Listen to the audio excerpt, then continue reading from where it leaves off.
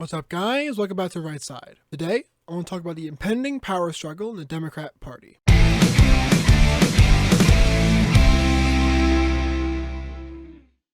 We are almost 2 weeks out from the election, and the left still has no idea what happened. Why? Trump picked up in major demographics across the board. Blacks, Hispanics, urban, youth, women, and more. As someone who voted for Trump, I personally love listening to the left on MSNBC and CNN try to make sense of the colossal loss on November 5th. Democrats need to be mature, and they need to be honest.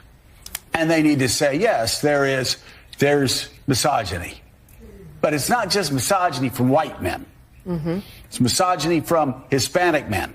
Right. It's misogyny from black men, things we've all been talking about, who do not want a woman leading them.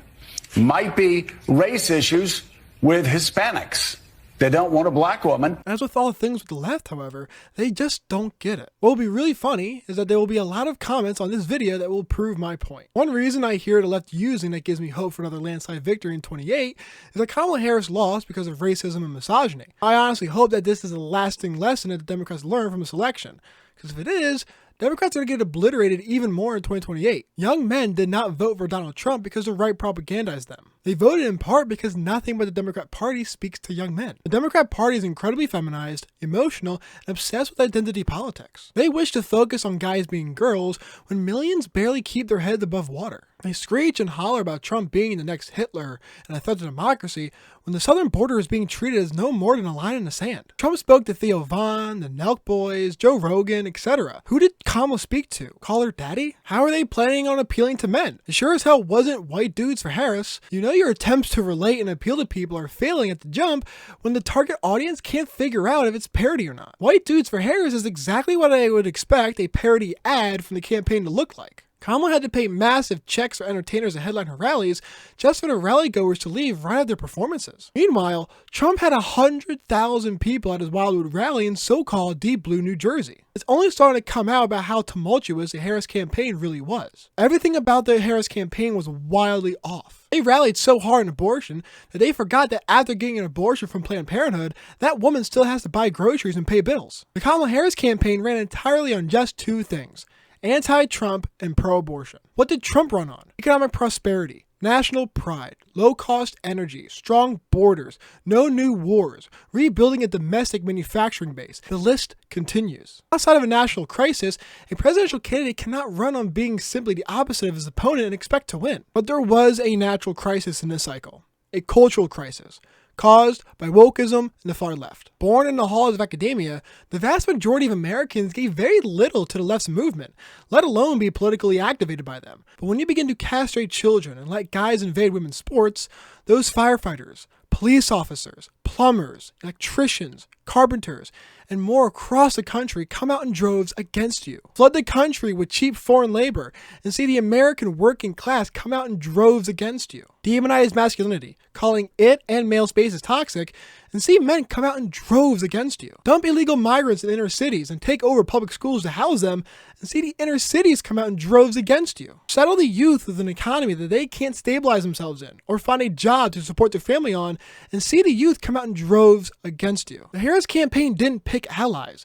They picked enemies. Migrants versus citizens, women versus men, rich versus poor, and the world against America. You can say that I'm analyzing this election wrong and I'm totally off base, but Donald Trump swept the swing states and got the popular vote. What Democrats don't understand is that you could give Kamala Harris white skin and a different sex, and they still would have gotten crushed. People weren't going into the voting booth thinking, man, gas is up, rent is up, utilities are up, groceries are up, but I'm still going to vote for Kamala Harris because she's a black woman and Trump is Hitler. Never has the Democrat Party and the left been so off base and out of touch with reality. Kamala Harris was the single worst candidate in modern political history. Maybe even worse than Jimmy Carter. She didn't have a coherent ideology of her own. She couldn't answer T-ball questions or operate without a script. She campaigned on killing babies and joy. She had an entire bank vault of money behind her and got destroyed anyway. She was the billion-dollar candidate, and the race was pretty much called at 1 a.m. What's going to have to happen for the Democrat Party is the modern Democrats booting the social progressives and the establishment Dems out of the party. Transitioning kids is not popular. DEI is not popular. And inflation is not popular. Identity politics is not popular. The only winning issue for Democrats, maybe, is abortion. But the progressives lose on everything else. A hilarious problem the Democrat Party is going to have is dealing with the very cancel culture that they so carefully fostered in the beginning. They will have to deal with the optics of distancing themselves from progressive social policies. They will also have to look themselves in the mirror and confront the populist wing of the party. This is exactly why I think the Dems are going to have a harsh internal struggle very soon. The Bernie Sanders type of left-wing progressives actually get the point, much like the Trump populism does. Establishment figures struggle to appeal to everyday common Americans, so figures like Pete Buttigieg and Gavin Newsom won't go far. And someone like Josh Shapiro would splinter the left with the anti-Jew far left protesting the vote, much like the Bernie Bros in 2016. The type of candidate that the Dems gravitate towards in the primary is very socially liberal, which kills them. To be competitive in 2028, the left needs a socially moderate populist, ideally one who denounces modern monetary theory.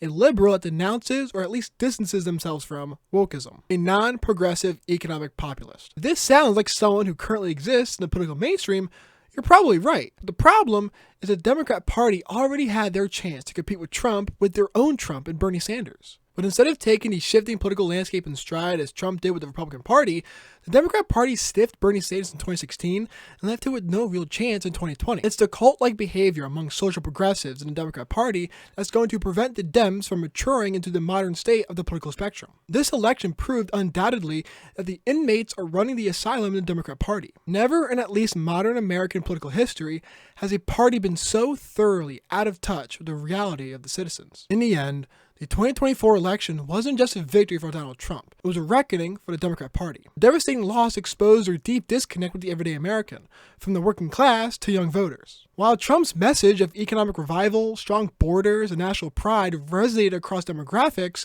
the Democrat Party doubled down on identity politics, out-of-touch progressive policies, and divisive rhetoric. The result? Colossal rejection of the platform at the ballot box. Suppose the Democrats hope to remain competitive in 2028. In that case, they need a seismic shift, a move away from the woke ideology that alienates most Americans and towards a socially moderate, economically populist platform. However, given their history of sidelining voices like Bernie Sanders and embracing a radical left, it's unlikely they'll make the necessary changes. The inmates are running the asylum, and until the party confronts its own internal chaos, they'll continue to lose elections and the trust of the American people. I hope you guys enjoyed the video. If you did, hit the like button.